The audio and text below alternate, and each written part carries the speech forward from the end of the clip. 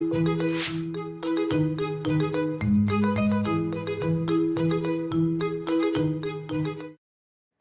토크합니다 시간입니다. 자, 오늘은 저출산 고령화 시대 한약의 역할에 대해서 좀 살펴보도록 하겠습니다.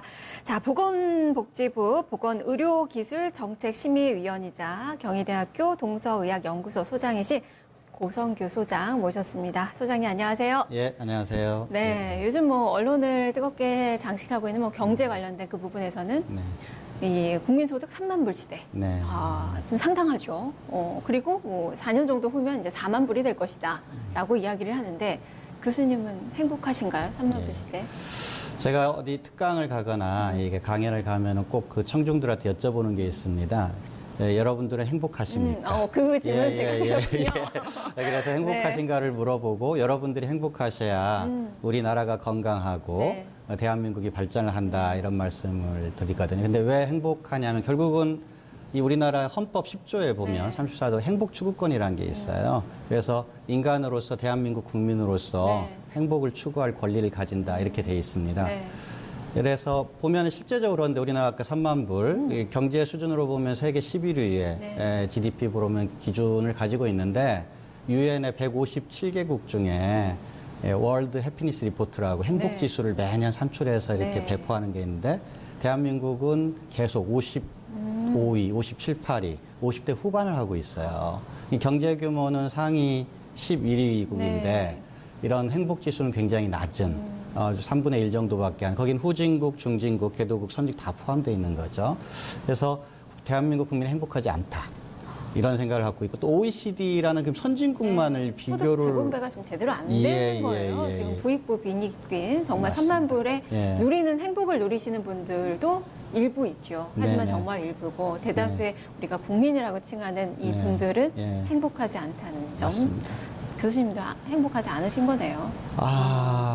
비교적 저는 행복한데요. 제가 좀 긍정주의자이기 때문에. 근데 이제 선진국 같은 경우가 말씀하신 대로 우리나라나 일본이 비교적 행복 지수가 낮아요. 그래서 선진국으로 볼 때도 OECD가 38개국인데 한국은 한 28위권을 하고 있어요. 근데 삶의 지수에 대한 The Better Life라고 더 나은 삶의 지수라는 걸 선진국들은 또 뽑고 있는데 거기 지수가 11개 지표가 있거든요. 그런데 예를 들어 교육, 안보, 주거 이런 거에서는 굉장히 높은 점수를 받고 있습니다. 그런데 반면에 공동체, 그다음에 이런 그 삶의 질 이런 굉장히 10점 만점 중에 공동체 같은 게 0.2예요.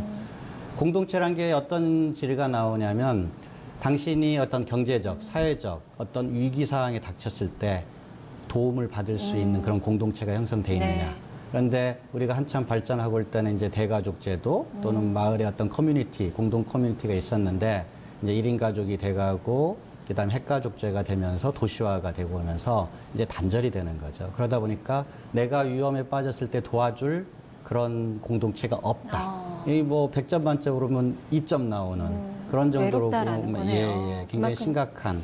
보니까 얘기 들어보니까 경제 성장과 행복이 일치되지 않는 그 사회인 것 같은데 그러면 행복에서 가장 취약한 연령대가 어느? 그게 재밌는 건데요. 보면은 이것도 역시 유엔에서 매년 이렇게 애뉴얼 매년의 행복한 지수를 보면 젊은 층에서 20, 30대가 가장 본인이 어떤 경제적인 또는 활동적인 문제가 없을 때 가장 행복하고 이제 60대를 넘어가면서 급격히 떨어지게 돼요. 특히 전반적으로 평균적으로 낮은데 여성분들이 더욱더 떨어지는데 그건 아마 이게 후진국까지 포함되어 있기 때문에 경제 활동하고도 연관이 있을 거라고 생각을 합니다.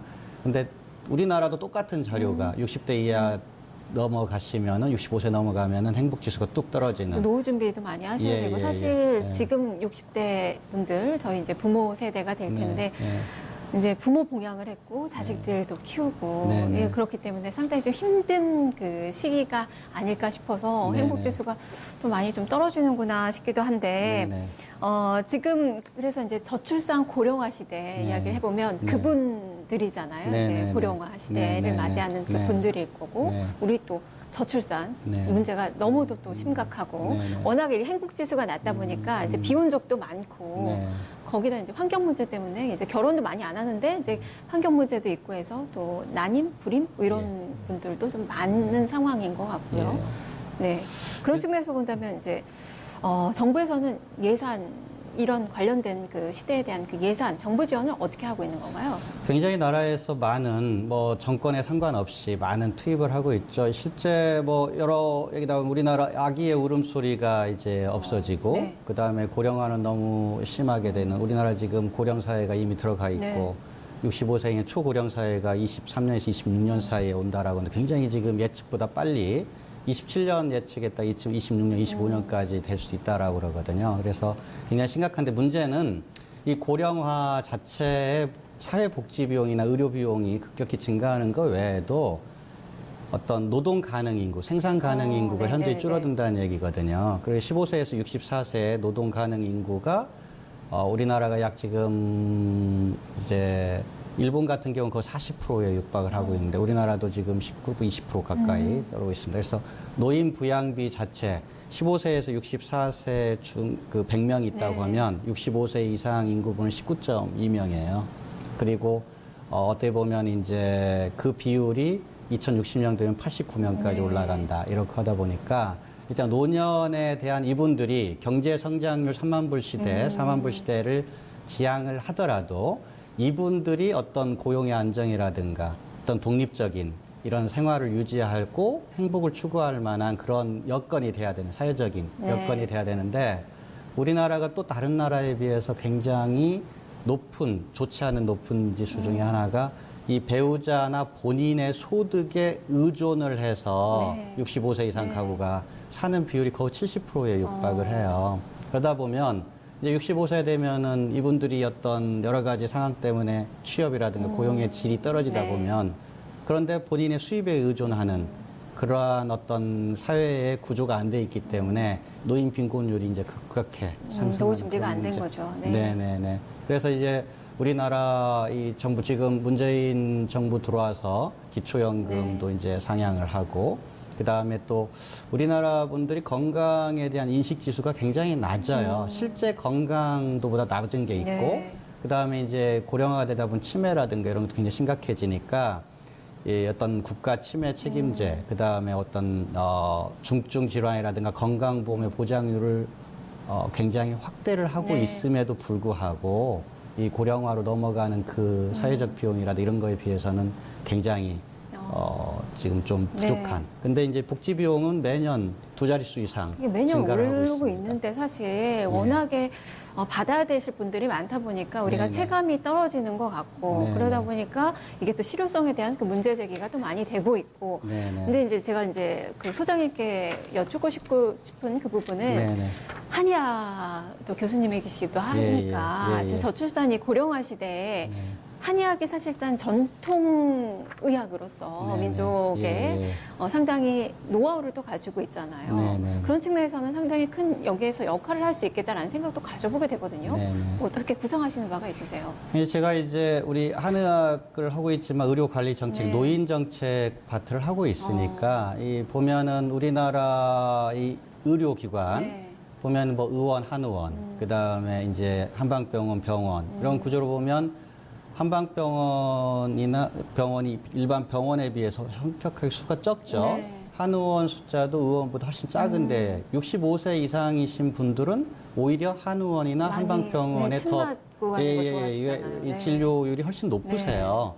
그런데 이 가장 큰 문제는 이 자기 본인 부담에 대한 요즘은 이제 우리나라가 다른 어느 나라도 우리 건강에 대한 보험 시스템이 잘 돼 네. 있는 나라 중에 하나입니다. 선진. 그런데 이 자기 본인 부담금 비율이 일반 의료 양방이라고 그러죠. 의료 쪽 양방 쪽에서는 한 60, 70%가 커버가 되는데 한의계는 한 30%대가밖에 커버가 안 됩니다. 그래서 예를 들어 대표적인 게 첩약, 첩약에 대한 거라든가 그다음에 약침이라는 것도 있고 다양한 치매 같은 경우도 이게 참여를 해야 되고 1차 진료에도 참여를 해야 되는데 그런 데 쪽에서 이제 한의계가 여러 가지로 이제 국가 정책에 소외돼 있다 보니까 그런 문제가 가장 심각한 문제 중에 하나고요. 또 다른 하나는 이제 저출산이 굉장히 심각한 문제였습니까? 네네네. 이제 저출산 고령화가 우리나라의 가장 큰 문제인데 고령화층이 한의학 또는 의료에 어떤 건강권이라는 게 있거든요. 네. 자기가 한방병원에 갔을 때도 그 건강, 최상의 건강을 유지를 받을 수 있는 치료를 받을 권리가 네. 있는데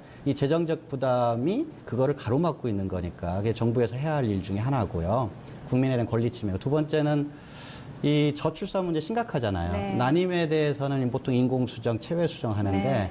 체외수정 같은 경우가 보통 한 30%, 인공수정 10%, 평균적으로 20% 정도라 보면 우리 한방 난임 사업이라는 게 지자체에서 굉장히 많이 확대되고 있습니다. 근데 양방뿐만 생각했는데 예, 한방에서도 치료가 있군요. 임신 성공률이 25%에 30%까지 굉장히 고통도 덜하면서 잘 되고 있는데 이게 국민들이 원하고 난임 부부가 원하니까 정부 지방자치단체에서 자기 돈으로 네. 자치제 지방자치 돈으로 해서 이렇게 성공률이라든가 확대가 되고 있는데 비해서 중앙정부에서는 난임 지원을 안 하고 있어요, 한방 난임을. 그래서 이거 국민을 생각할 때는 당연히 이런 고령층에 대한 이 어떤 이 한의계가 국민 기여를 하는 굉장히 치료 수단으로서 있으니까 지원을 해야 되고 난임 같은 경우는 무조건 먼저 지원을 해야 되는 건데 네. 그런 게 굉장히 빠져져 있는 게 안타깝습니다. 네, 예, 예. 아무래도 난임 부부가 원한다면 정부에서 할 수 있는 한 그 총동원을 해서 좀 지원을 또 네. 해야 되지 않을까 싶고 네. 한의학 쪽으로도 네. 정부의 그런 그 예산적인 그 지원이 좀 필요하겠구나라는 네. 생각을 좀 가져보게 되네요. 알겠습니다. 말씀 잘 들었습니다. 예, 감사합니다. 네. 자, 오늘 고성교 소장과 함께 저출산 고령화 사회의 한의학의 역할 이런 부분에 대해서 짚어봤습니다. 토크합니다. 함께 하셨습니다. 자, 2월 27일 이 김선영의 뉴스 카페 여기까지입니다. 편안한 오후 시간 되시고요. 내일 다시 12시에 찾아뵙겠습니다. 함께 해주신 여러분 고맙습니다.